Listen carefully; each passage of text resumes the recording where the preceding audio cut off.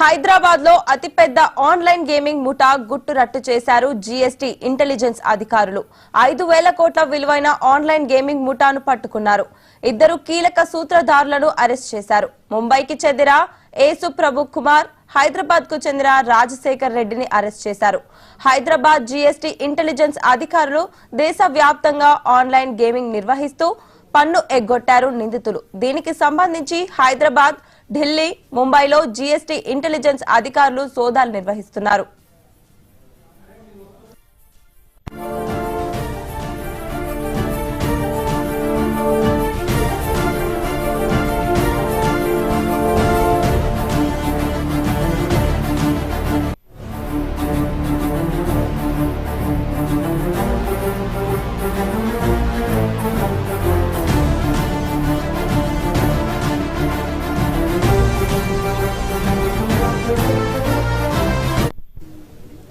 హైదరాబాద్ లో అతిపెద్ద online gaming ముఠా గుట్టు రట్టు చేశారు జీఎస్టీ ఇంటెలిజెన్స్ అధికారులు.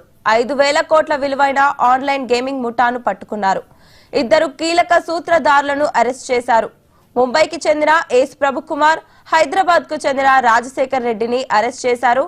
హైదరాబాద్ జీఎస్టీ ఇంటెలిజెన్స్ అధికారులు దేశవ్యాప్తంగా ఆన్లైన్ గేమింగ్ నిర్వహిస్తూ పన్ను ఎగ్గొట్టారు నిందితులు.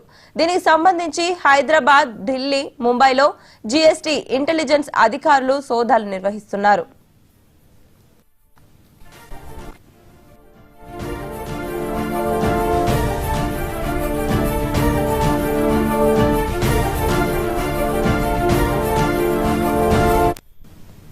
హైదరాబాద్ లో అతిపెద్ద ఆన్లైన్ గేమింగ్ ముఠా గుట్టు రట్టు చేశారు జీఎస్టీ ఇంటెలిజెన్స్ అధికారులు. ఇక ఇదే అంశానికి సంబంధించి మరింత సమాచారం మా స్పెషల్ కరెస్పాండెంట్ దుర్గేష్ అందిస్తారు. చెప్పండి దుర్గేష్.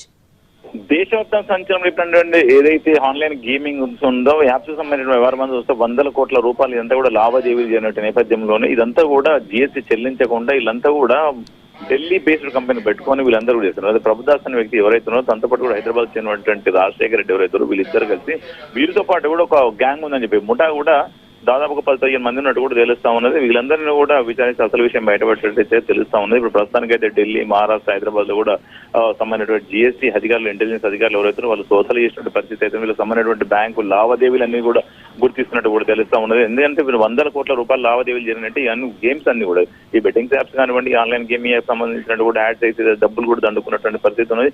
ఇదంతా కూడా ఇల్లీగల్, అక్రమంగా జరుగుతున్నటువంటి దందా కూడా అమౌంట్ అంతా కూడా జీఎస్టీ చెల్లింది. ఇప్పుడంతా కూడా ఏదైతే ఆన్లైన్ లో అమౌంట్ అంతా జరుగుతుంది, లావాదేవీలు అన్నింటినీ కూడా ఖచ్చితంగా జీఎస్టీ చెల్లించాల్సిన పరిస్థితి ఉంటుంది. అమౌంట్ అంతా కూడా ఆన్లైన్ లో జరిగిందంటే ఖచ్చితంగా బ్యాంక్ లో ఉన్నటువంటి ట్రాన్సాక్షన్స్ ఏదైతే జరుగుతూ ఉంటాయో ఆ కూడా జీఎస్టీ చెల్లించారు. అట్లాంటి చెల్లించకుండా వీళ్ళన్నీ కూడా ఇల్లీగల్ చేస్తున్నటువంటి పరిస్థితి గుర్తించినటువంటి నేపథ్యంలో వీళ్ళకి సంబంధించిన బ్యాంక్ అకౌంట్స్ అన్నింటిని కూడా గుర్తించినటువంటి అధికారులను జీఎస్టీ ఇంటెలిజెన్స్ అధికారులు గుర్తించడం అనేది వీళ్ళకి సంబంధించినటువంటి అమౌంట్ అన్ని కూడా ఏ కంపెనీకి తరలించారు, వీళ్ళ వెనకాల ఎంతమంది ఉన్నారు, ఈ ముఠా ఎవరెవరు ఉన్న దాని కోణంలో కూడా దర్యాప్తు జరుగుతుందని చెప్పుకోవచ్చు. ప్రస్తుతానికైతే ఈ అక్రమ ఆన్లైన్ లో చేసినటువంటి ముఠాని అయితే గుర్తురట్టు చేసిన కూడా చెప్పుకోవచ్చు. ఇదంతా కూడా ఢిల్లీలో ఉన్నటువంటి మరికొంతమంది కూడా గుర్తించడం జరిగింది. అక్కడ కూడా ఢిల్లీలో కూడా కార్యాలయంలో ఉన్నటువంటి ఆఫీసులు ఏదైతే ఉందో వీళ్ళకి సంబంధించిన దాంట్లో కూడా సోదాలు కూడా కొనసాగుతున్న పరిస్థితి అయితే ఉన్నది. ఇక హైదరాబాద్ నగరంలో మాదాపూర్లో ఉన్నటువంటి కార్యాలయం ఉంటూ కూడా దాదాపు 15 టీములు కూడా వచ్చి మొత్తం సోదాలు చేసినటువంటి రాజశేఖర్ రెడ్డి ఎవరైతే ఉన్నారో దీన్ని కీలకంగా వ్యవహరించినట్టు కూడా తెలుస్తుంది.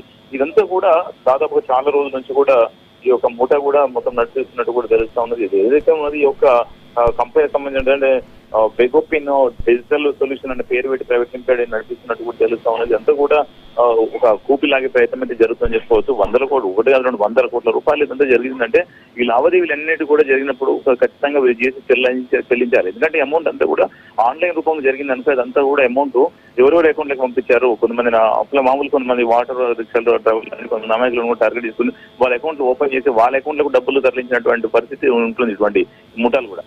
అట్లాంటిదే వీళ్ళకి సంబంధించిన వీళ్ళిద్దరిని కనుక విచారిస్తే అసలు ఈ యొక్క అకౌంట్లకు సంబంధించినటువంటి డిజిటల్ సొల్యూషన్ అకౌంట్ ఏదైతుందో దాని నుంచి ఎన్ని 100 కోట్ల రూపాయలు ఎక్కడ పంపించారు, విదేశాలకు తరలించారా, విదేశాల నుంచి ఏ కంపెనీలకు తరలించారు, షెల్ కంపెనీకి ఎవరు పంపన్నారు, వీళ్ళ వెనకాల ఎవరు ఉన్నారు, వీళ్ళ మూట ఎవరెవరు ఉన్నారు, ఇదంతా కూడా ఇక్కడ ఇండియాలో ఉంటూ విదేశాల్లో ఉన్నటువంటి కంపెనీలతో ఎంతమంది వీళ్ళు టైఅప్ అయ్యారు, ఆ కంపెనీలతో వీళ్ళ కోట్ల రూపాయలు లావాదేవీలు జరిపాయి అంటే వీళ్ళ వెనకాల ఇంకేమైనా కోణం ఉందా అని దానిపైన కూడా ఆరాధిస్తున్నా కూడా చెప్పుకోవచ్చు. 100 కోట్ల రూపాయలకు సంబంధించినటువంటి దానిపైన ఇవాళ జిఎస్టీ సంబంధించిన ఇంటెలిజెన్స్ టీమ్ అయితే రంగంలోకి దిగిందని కూడా చెప్పుకోవాలి.